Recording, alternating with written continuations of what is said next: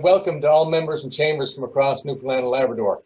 I'm Andrew Wadden, 2020 Chair of the St. John's Board of Trade, and it is my pleasure to start us off today.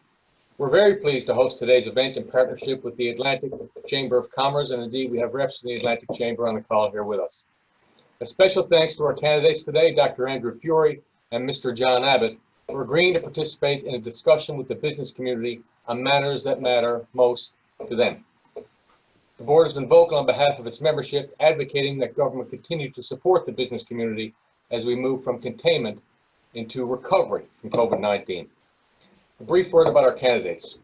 Mr. Abbott. Over his 20 years in the provincial public service, John Abbott has advised 6 premiers on many aspects of government, including budgets, finance, and healthcare. Mr. Abbott is CEO of the provincial branch of the Canadian Mental Health Association. He has over a decade's experience in the private sector as a management consultant. Mr. Abbott is also former CEO of the Health Council of Canada and the Newfoundland and Labrador Housing Corporation. Mr. Abbott holds a Master's in Public Administration from Carleton University and a BA in Political Science and Economics from Memorial University. He and his wife, Colleen Hanrahan, call Witless Bay home. Dr. Andrew Furey. Born and raised here in Newfoundland and Labrador, Dr. Andrew Furey is an orthopedic trauma surgeon and educator with Memorial University's School of Medicine. He has a master's degree in epidemiology and holds a diploma in organizational leadership from Oxford. He was named Humanitarian of the Year by the Canadian Red Cross and earned the Governor General of Canada's Meritorious Service Cross. Dr. Furey has helped create and run 2 national charities. In 2010, he started Team Broken Earth to provide medical relief after the earthquake in Haiti. He also co-founded the Dollar a Day Foundation, a national charity focusing on support for mental health and addictions. Dr. Furey enjoys spending time with his wife Alison and their children Maggie, Rachel, and Mark. He credits them for helping him stay grounded and maintaining his perspective. Now, this morning's Q&A is going to be hosted and run by Dawn Chafe. Dawn, of course, is a member, but also executive editor and co-owner of Atlantic Business Magazine. Dawn has been executive editor for the past 22 years. Atlantic Business Magazine is Atlantic Canada's most award-winning and longest publishing circulation business magazine. Under her leadership, Atlantic Business has won 39 Atlantic Journalism Awards, 14 Tabby International Business Press Awards, 4 KRW National Business Press Awards, and was named 36th of the top 95 B2B publications in the world. In 2004, she was named one of the top 5 editorial writers in Canada by Canadian Business Press, and in 2010, she won a Gold Tabby in the Best Editorial category. That same year, she was also named Atlantic Canada's Magazine Industry Volunteer of the Year by Magazines Canada. So that's enough for me.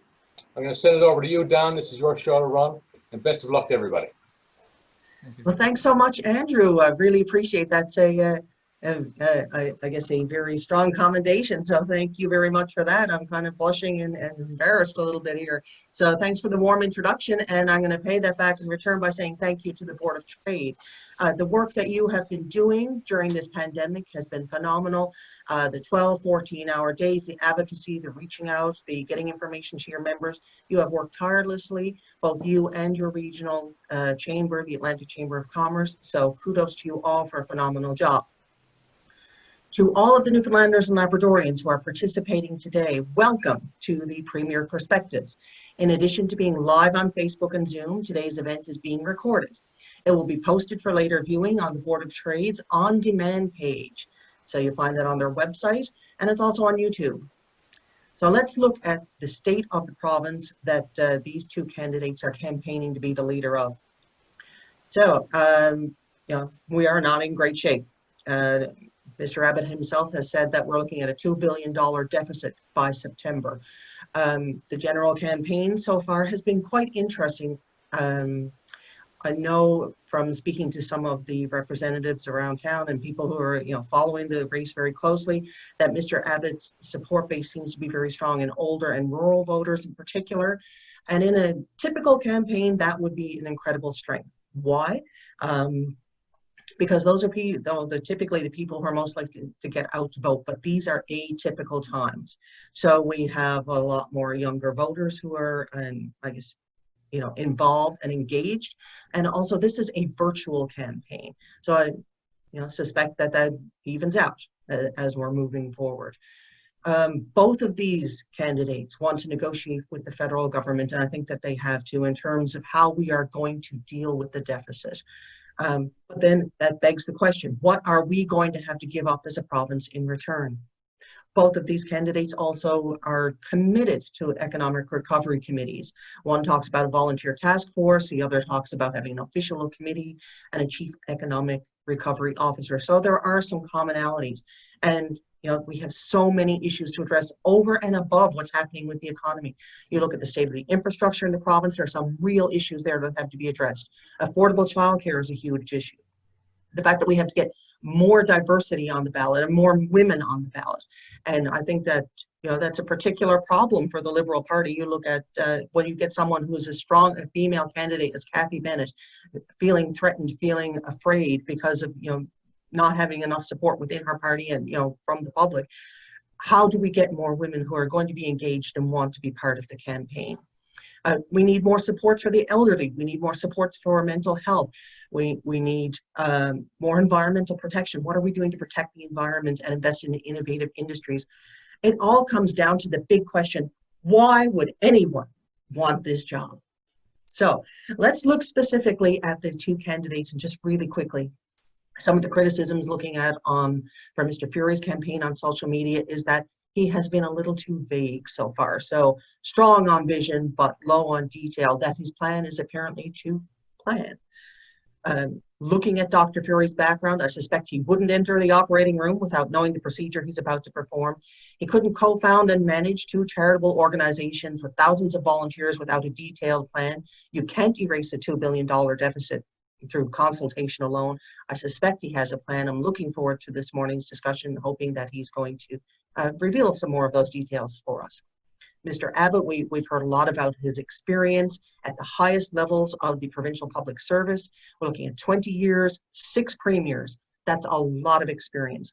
But if you are so involved with budgets and finance, does it not beg the question, then are you not also to blame partly for the current fiscal state of the province? Curious to hear your perspectives on that. You've talked about refusing to turn on the turbines at Muskrat Falls until we get the guarantee of 13.5 cents on electricity rates. That's a tough stance, and some people say it's an unrealistic threat. So I'll be curious to hear more on that from you in your opening remarks. But first, before we get there, some housekeeping. Please note for everyone who's watching that this is a discussion, not a formal debate. Our two candidates are going to be asked for their responses to questions that have been submitted by Board of Trade members. We're going to start with 5 minutes of opening remarks from each of the candidates. For the following 20 minutes after those opening remarks, I'm going to pose a series of questions. We're going to alternate between the candidates for those. And then we'll close off this morning's discussion with comments from Sheri Somervile. And Sheri is the President and CEO of the Atlantic Canada Chamber of Commerce. So just to the two candidates, when we're going through, especially for your 5-minute opening remarks, I'm just going to hold up my hand to indicate that you have 30 seconds left. So that's just a clue to wind up your discussion. So in order to determine who's going to go first, I've selected a highly technical method of writing your names on sheets of paper. So Mr. Abbott, you're going in the bag. Mr. Furey, you're in the bag.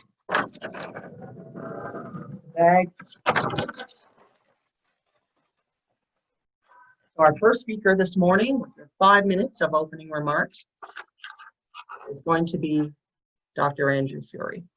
And Dr. Furey, I'm going to turn it over to you.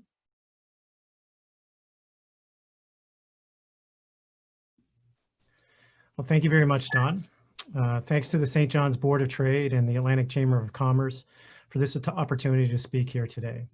This is certainly a tumultuous time in all our lives. Every single household and business in this province has been impacted by the fallout of the last few months.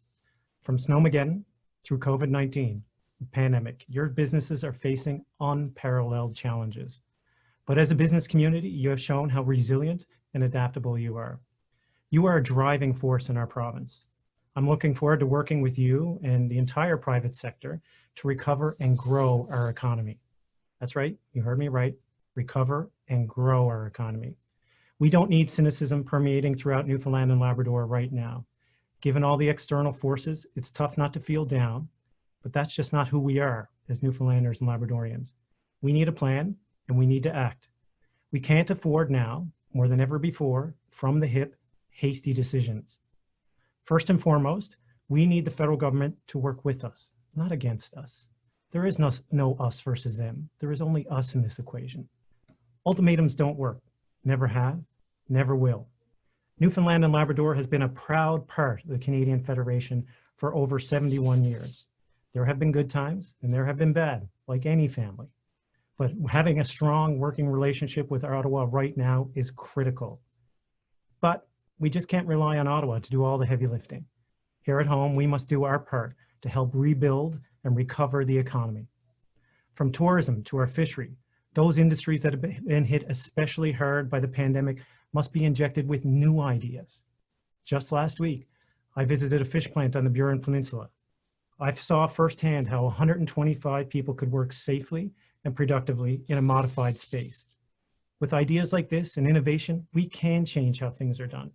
That's what I'm all about. I'm a change maker. That's what you are all about. You are all change makers. As entrepreneurs and business leaders, it's what you do. It's what we need to do right now as a province. We must redefine our oil and gas sector today for what lies ahead for the next generation. I've spoken with NOYA and heard their concerns about the impacts of the pandemic and the opportunities future projects would bring to our province. That sector has been hit hard by global forces beyond anyone's control. But instead of giving up, we must work with the industry collaboratively to search for solutions. Solutions that will get people back to work. One area that excites me the most is technology. Advances in technology touch every industry. An investment in technology is an investment in every industry. I envision a technology pipeline opening untold potential. We can be the next Silicon Valley or Waterloo. You are business leaders and entrepreneurs. Many of you started with a dream created from a simple idea. And I've spoken with Natty and understand the technology sector is full of future opportunity. But having skilled people to do the work is one of their concerns. We must build that pipeline to the future. In order to do that, we need to look at our labor force and what it means to the economy. We have right now a diminishing labor force, compounded by our demographic outlook. And these issues will prevent and limit future productivity gains across the board. We must diversify and unlock our labor force locally, potential, and combine that with aggressive immigration targets.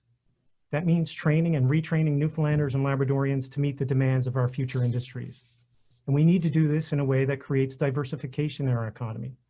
Diversification that will build resiliency and reduce volatility, preventing any large future swings. I'm committed to collaborating with you, our business community, to find solutions that can position our province as an attractive way to do business. My plan is to listen to our brightest minds and act only in the best interest of Newfoundland and Labrador. People like Dawn ask me why I'm running. Well, the answer is simple, because I'm from here. I love this place. I'm raising my family here, and I want a future for my children and yours. That is why I'm running. Thank you very much. Thank you for that, Dr. Furey. Mr. Abbott, your 5 minutes starts now. Thank you. Good morning, folks, and I want to thank the Board of Trade for organizing this event today, because I think it will give your members and others across the province a good insight into our two leadership campaigns and how we plan to address the major issues facing the province. In government, I watched time and time again when good policy was trumped by politics. And I can commit to you today and everyone else, I will not put politics ahead of the province for the sake of our children and their children. After a year, you can see what I have achieved. But here's what I'm committing to as the next Premier. Economic recovery and job creation will be the cornerstone of our economic policy. And I will start by opening the economy and getting us ready for the second wave of COVID. Because I want to emphasize testing, contact tracing, and PPE. And I think, and I know, there are local business opportunities in these three areas, and that government will be a backer for those. But I also want to make sure we have broad political support for what we are about to encounter in terms of changing this economy. As such, I'm also going to be proposing that we establish an all-party committee on the economy. In addition, I will create an economic task force, and that will have two goals. First, I wanted to identify business and investment opportunities that government should support immediately. And a good example is the NADI strategic plan on sector growth. But I also want that task force to look at medium and long-term structural changes to our economy that are required. And we look at things such as tax policy and skills development to make sure our economy is structured to allow us to grow and grow faster and further. And I want the task force to be a bottom-up approach in that I want business people with their business ideas forming government policy on a go-forward basis. And I want the business community, along with others in the community sector and others, to help define that. And in that regard, I want the Board of the Trade and the Chambers of Commerce to help me create the terms of reference for that task force and obviously recommend members to participate on it. And I will also reorganize the government bureaucracy to establish a department with a sole focus on economic recovery and job creation. And this new Commerce Department will operate really on a one-stop, one-door basis. So you'll get all the help you need at the one department and with other departments feeding into that. And it will have the same stature and power as our Department of Finance within the government system. And this will not add to the bureaucracy, but in fact, quite the opposite. I'd also want to have a rapid decision desk within that department. So as proposals come in on a Monday, they will be looked at and a gate one decision made by the end of that week.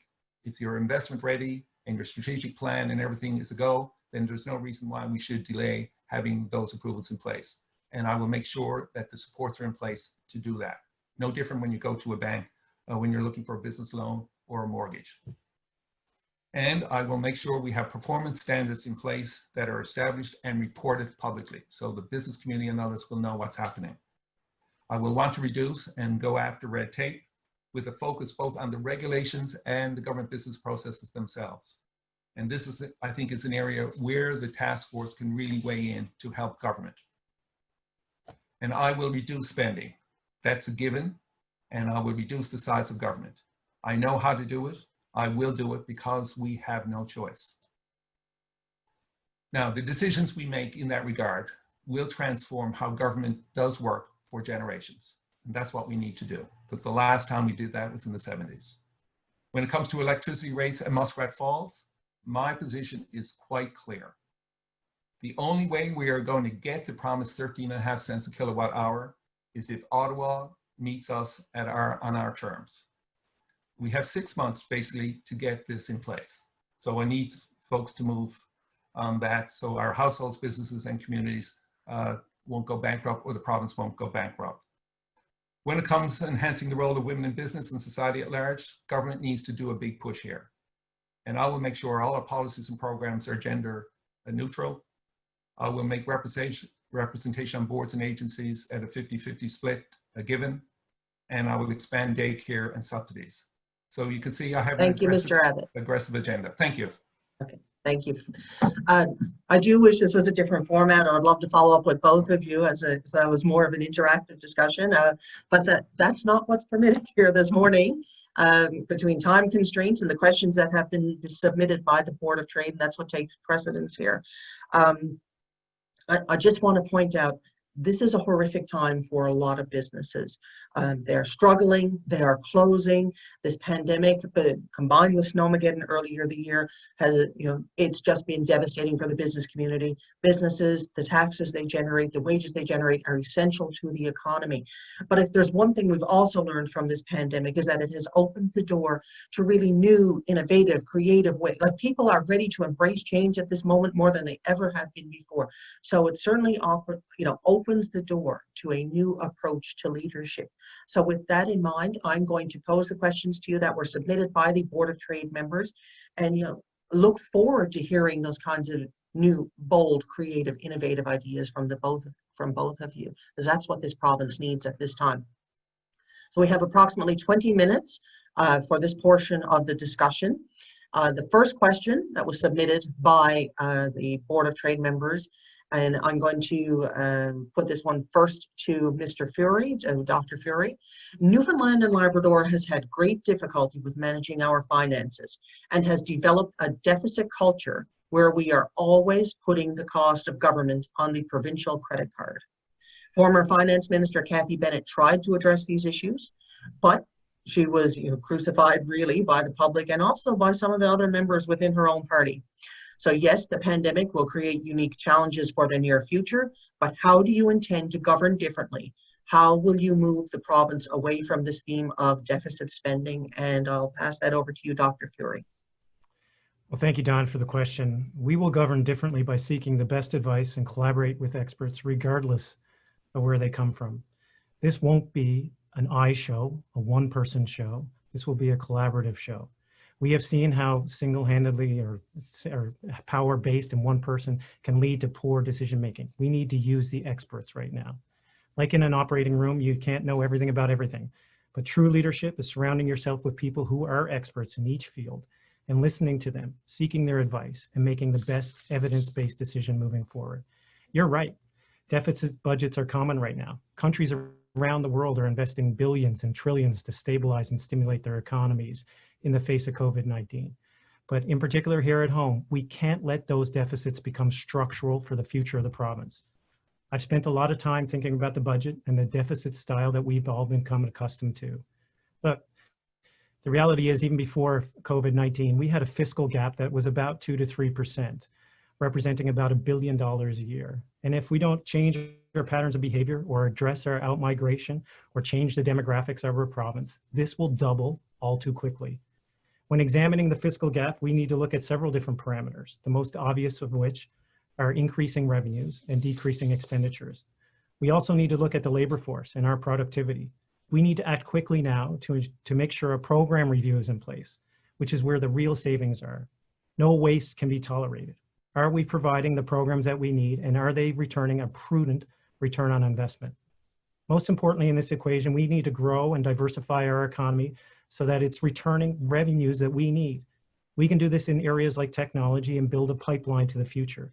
We can create an ecosystem that attracts new businesses and supports the tech firms that we already have here. We can then look upstream and supply Newfoundlanders and Labradorians to support the skilled workers they need for this industry, while investing in aggressive immigration targets and investing in our educational opportunities, ensuring that K through 12 is getting coding and computer training that they need for the future economy of tomorrow. Okay, thank you, Dr. Furey. Mr. Abbott, over to you.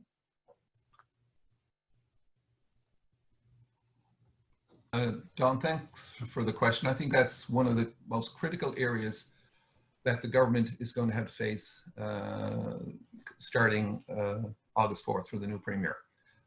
One of the things that I know that I'm advocating for is definitely a reduction in the size of government and the cost of government, and I'm putting that there out front. We have no choice but to do that. Now, my experience and expertise is in managing and delivering budgets within government and in any large organizations. I will be putting in our first budget in September, when we deliver it, a clear, credible fiscal plan that demonstrates how we will be bringing down the cost of government over the next several years. And that will start at the top. Will be done sector by sector. There will be targets put in place, and they will be achieved, and they are achievable. Because if you look at the pattern of spending in government over the last 10 years, we have consistently spent greater than most other provinces on a per capita basis. So we will look at where we stand and relative to those other jurisdictions that are comparable to us.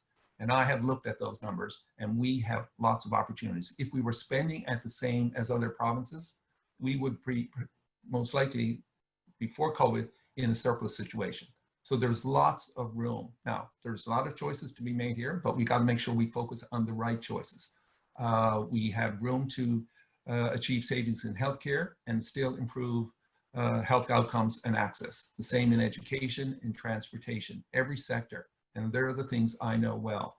And we will also have to talk to, our lenders as to what room we have to borrow. We also have to talk to Ottawa in terms of fiscal stabilization. And we're in no different situation than Alberta and Saskatchewan when it came to the catastrophic drop in our oil royalties, excuse me. So there's lots of room here to move, and we have to move right away. Okay, thank you very much for that. I didn't mention as we move into the this Q&A portion, I would ask that you keep your responses brief, and if you can, within 2 minutes for each response. I'm actually going to pass this next question first off to Mr. Abbott, and then Mr. Furey will have his opportunity to respond to it after that. Second question submitted by Board of Trade members. The business community has been vocal in the past about tax competitiveness. In 2018, the St. John's Board of Trade put forth recommendations to the province's Tax Review Committee. Since the committee's public report in 2018, we have seen other Atlantic Canadian provinces proceed with tax cuts for business. Given the province's fiscal situation and our desperate need to reduce the deficit, what can you possibly do to make Newfoundland and Labrador a more attractive and competitive jurisdiction? And first to you, Mr. Abbott. Well, thank you, Dawn. Again, a couple of things to look at. One is obviously we have to grow the economy, and we have to support businesses in creating wealth, jobs, wealth, and taxes for government. So that's going to be critical to how we make ourselves competitive. And if we have a good investment environment, we can do that. When it comes to the taxes themselves, there's two things I want to focus on and be clear about. One, because of the government's own fiscal situation, I don't see in the immediate short term any change in reducing taxes because we will still need those revenues.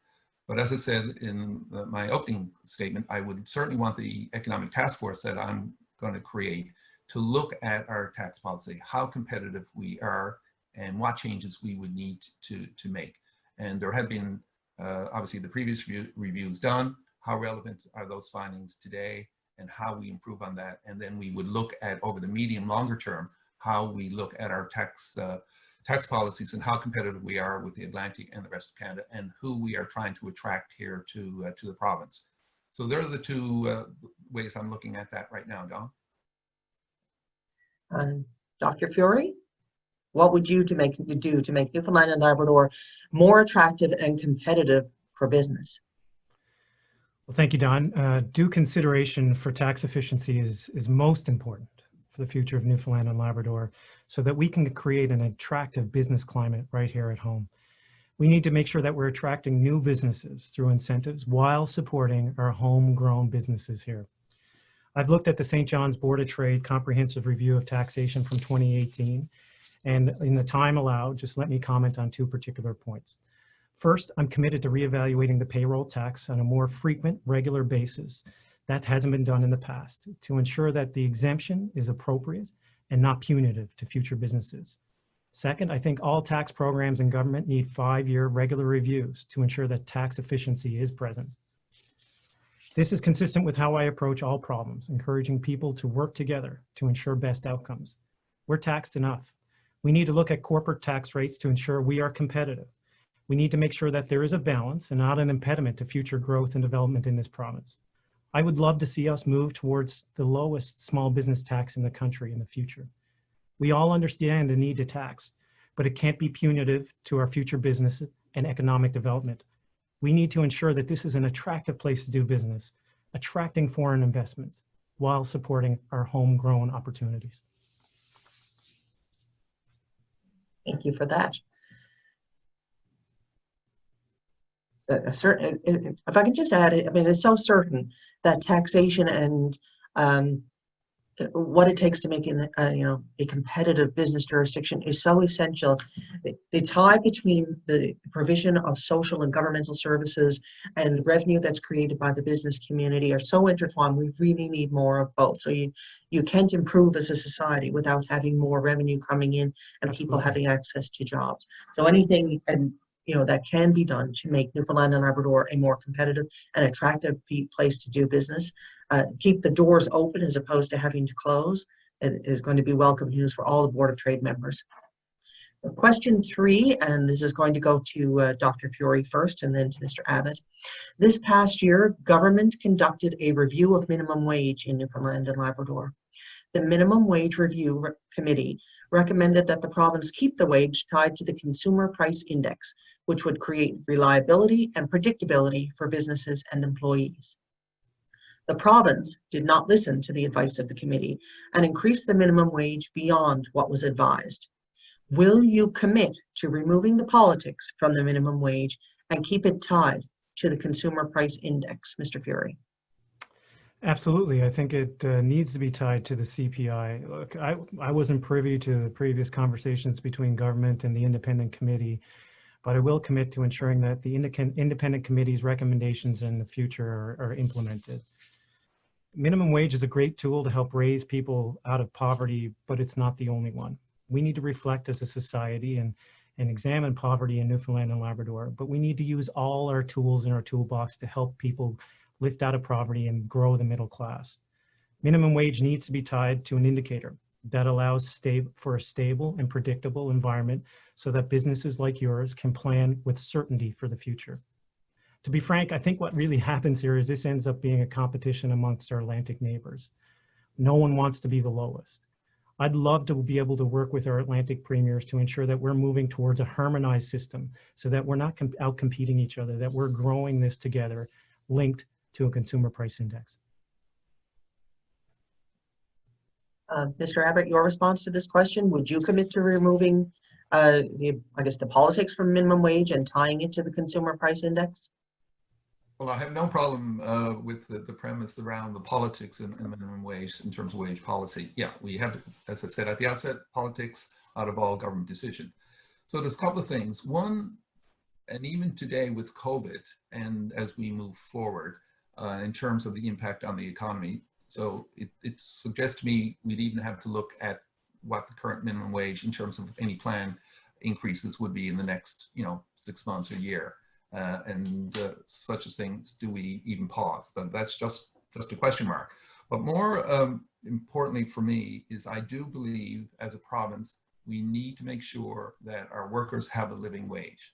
Now, there's a lot of definitions of what a living wage is, but I do see us moving sooner than later to a $15 minimum wage. Now, how we do that, when we do that, and the implications of that obviously need to be considered.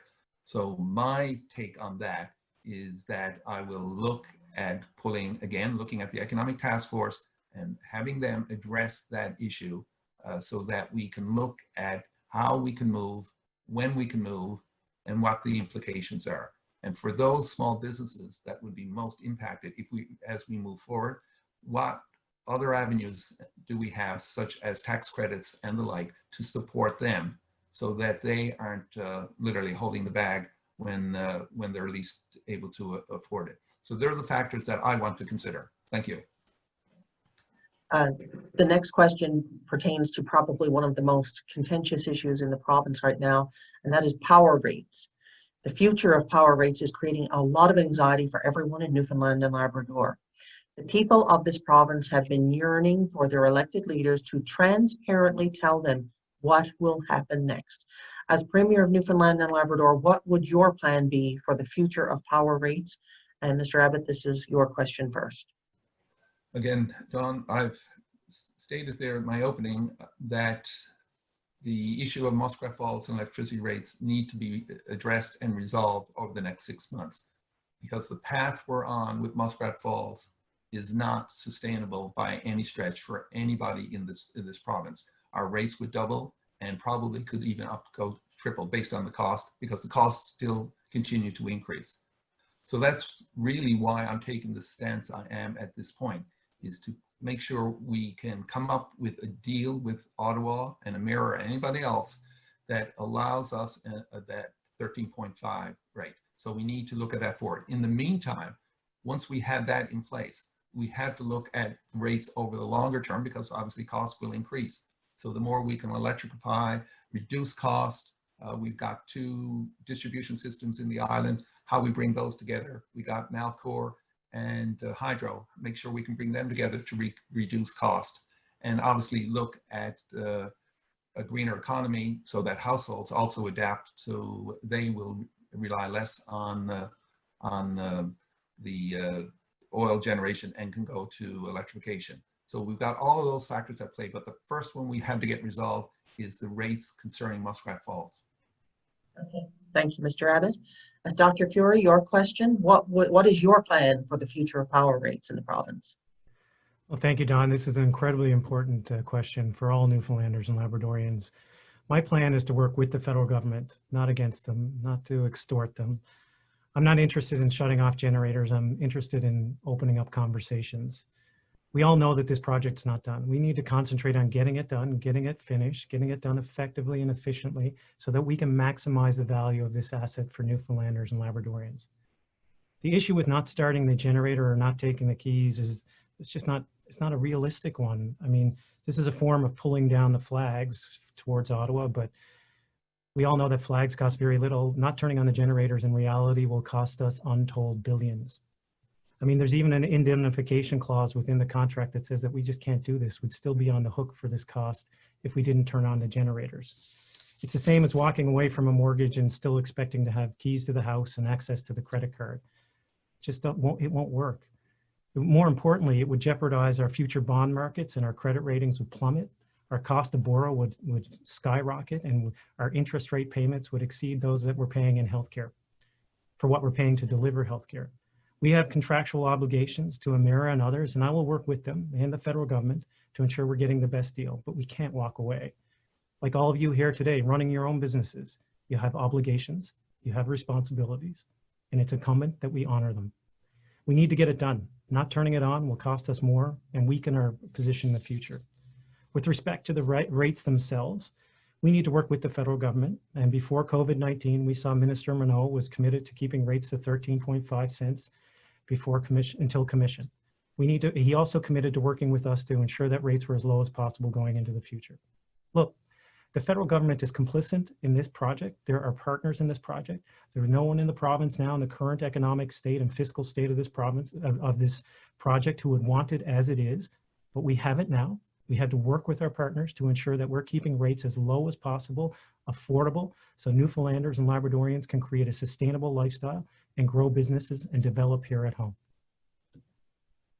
Thank you, Guy. I guess one thing is for certain, we know that, as individuals who live here, who operate here, the doubling and tripling of the power rates is something that none of us can afford. Our next question is about the oil and gas industry. So continuing along the vein of the energy sector in Newfoundland and Labrador, we know how important it has been to the economy over the past number of decades. Industry advocates have recently been requesting assistance from the federal government. Our province has been right there besides them. Will you commit to supporting our oil and gas industry as Premier? And if so, what will you do to support this sector, Dr. Furey? Another great question, Dawn. Thanks so much. We all understand and know the importance of oil and gas with respect to Newfoundland and Labrador. I mean, not only does it represent 30% of our GDP, perhaps more importantly, it's created a thriving supply and support sector here for the offshore platforms. That's created jobs well beyond the platforms that exist on our shores. I support NOIA fully in their conversations and discussions with Ottawa. I've chatted with them recently, and I will go to Ottawa with them to ensure that we're getting the best deal and creating and exercising value on our precious resource right now. We need to work with them and not against them. We can't be battling them on multiple fronts.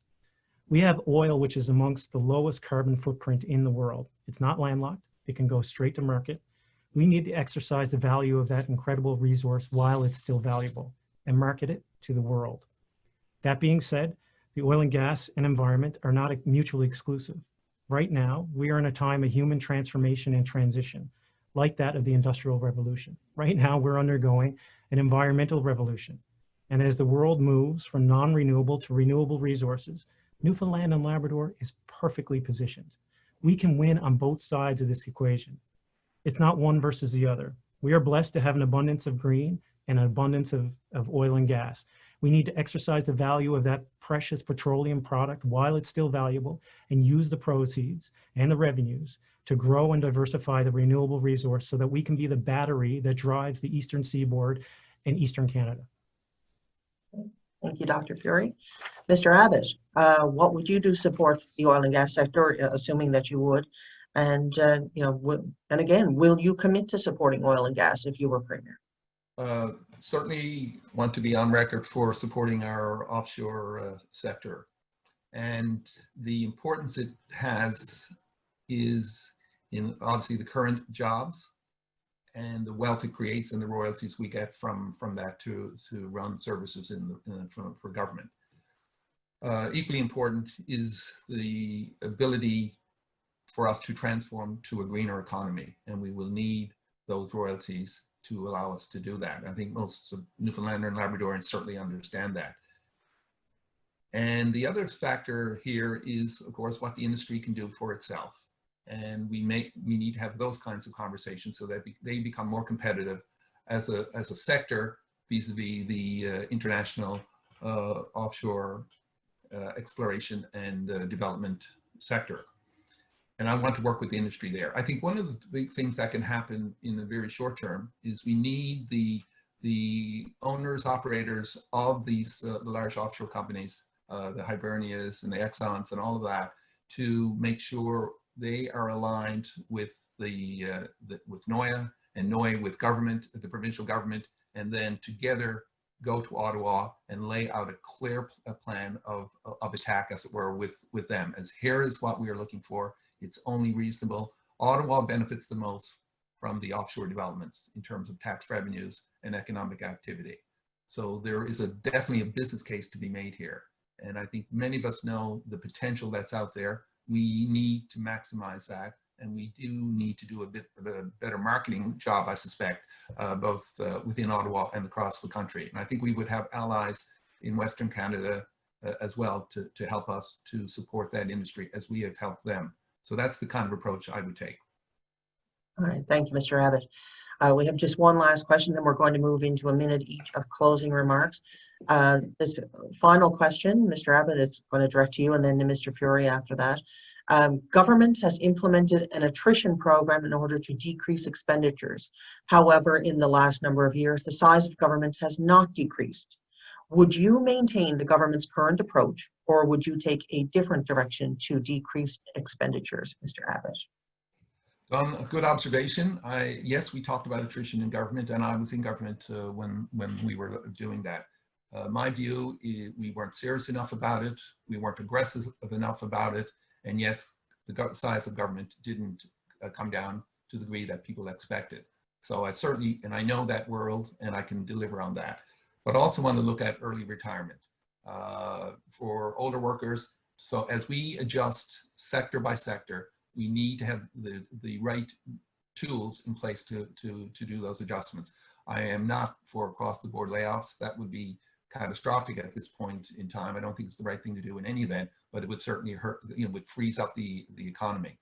So I will lay out as part of my fiscal plan how we will be reducing the size of government and all public services and what the implications are at staffing levels. And we will set targets and goals over the next couple of years to achieve that, and then work with our unions, who I know will be supportive if we do this right, and I have talked to them, and the government bureaucracy itself will be able to deliver on that if they have the political support to do it, and if we're out publicly saying we're going to do it, and I'm elected on that basis, then that will be the momentum we will need to make the changes that are long overdue in this province.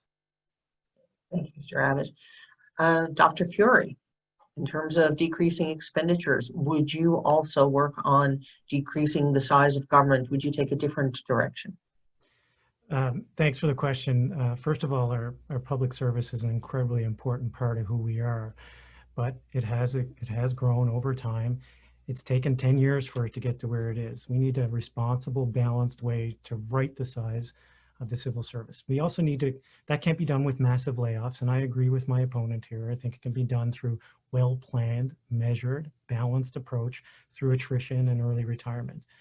Like we can't forget that we're providing, when you look at the Atlantic average, the size of the Atlantic provinces, we have 1/3 the population and 3 times the landmass. We need to make sure that providing services is balanced within that. We need to get the size back down to a responsible, balanced level, and I think we can do that in a medium-term style plan. No waste will be tolerated in the immediate term, but we can gradually correct in the medium term, so 2 to 5 to 6 years, the size of the civil service so that it's delivering the services, most importantly, that we know we need to deliver to our province. I think in this time of disruption, in this time of creativity surrounding COVID, we've seen that you can do more with less. We need to unlock those opportunities, unlock that disruption, and embrace the creativity so that we're delivering the services that we know we can to Newfoundlanders and Labradorians without any waste. Thank you, Dr. Furey. So, Dr. Furey, you started off with the opening remarks, so I'm going to let Mr. Abbott start off with his closing remarks. You get 1 minute, sir. Mr. Abbott. Well, the time has certainly gone quickly. So as you can see, I have an aggressive agenda that will need your input and support going forward. Simply put, we can't expect to achieve the necessary changes if we continue to make the mistakes of the past. So I know the economic and fiscal situation facing the province right now is daunting, but I am optimistic with the right leadership, we can move mountains, mainly because we have to. So I'm asking you to help me get this done. And I certainly want your input, and the government needs your input. So you still have a chance to vote. So I'd ask you to consider registering and cast your vote in latter part of July for the next leader of the party and obviously premier of the province.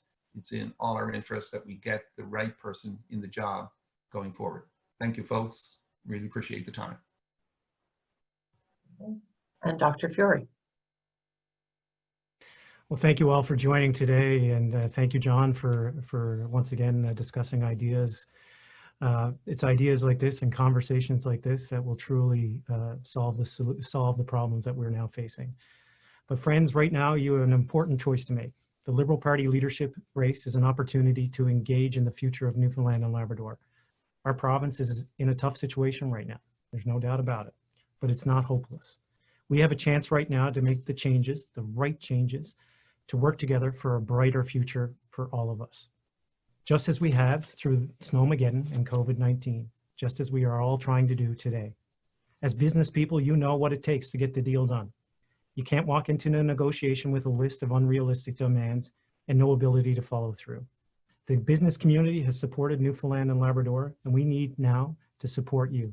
I commit to working with you in a collaborative way to ensure that we're unlocking the true potential of business in Newfoundland and Labrador. So far in my career, I've been neither a politician nor a bureaucrat, but I am a change maker, just like you. Entrepreneurs, business people, they are change makers. I'm ready for a change, and I'm ready for it full time, and I know you are too. Thank you for the opportunity to speak. We ran over a little bit there on the time. Thank you for that. I do wish we had more time, and I do wish that this was even a more interactive format so that we can have follow-up and delve deeper. So perhaps that's the next edition of the Board of Trade Talks. But for now, I'm going to thank both of the candidates for your time and for being so forthcoming with your information this morning and open to the Board of Trade questions. We really appreciate your participation. And I'm now going to turn things over to Sheri Somervile, President and CEO of the Atlantic Chamber of Commerce, and she's going to close things off for us this morning. And Sheri. Thank you, Dawn. And Mr. Abbott, Dr. Furey, thank you so much for spending this morning with us, with the Chamber Network and the more than 3,000 businesses that are a part of this network in Newfoundland. We covered a lot of ground, or a lot of issues that are on the minds of business this morning, and a range of topics. The challenge of leadership has never been greater than as we've seen required over the past few months. So first and foremost, we'd like to thank you for not only just stepping up, but for wanting to serve and to lead the road ahead that we're looking at is certainly not an easy one. As I mentioned, we're discussed a lot this morning, but I think the key takeaway are the economic challenges that we've seen going into the pandemic. They're only going to be compounded as we emerge to recovery.